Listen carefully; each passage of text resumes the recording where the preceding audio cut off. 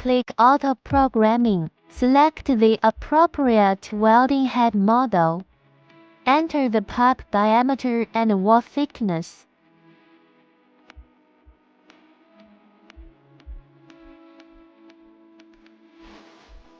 Click Enter if no further adjustments are required. Click Save. The system will automatically generate a program number. Switch to welding mode to begin welding. Click Manual. Adjust the high, low current and other welding parameters according to the pipe requirements.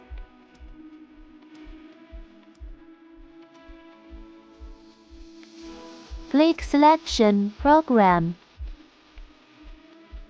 Choose a pre-configured program from the list based on the welding task. Click Use. Click Function to toggle display on or off. Click Start to view real-time welding information. Some functions. Click Print to select the information to be printed.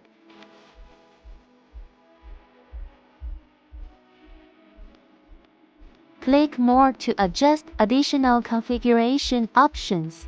Language selection is available. Switch to welding mode before performing the actual weld.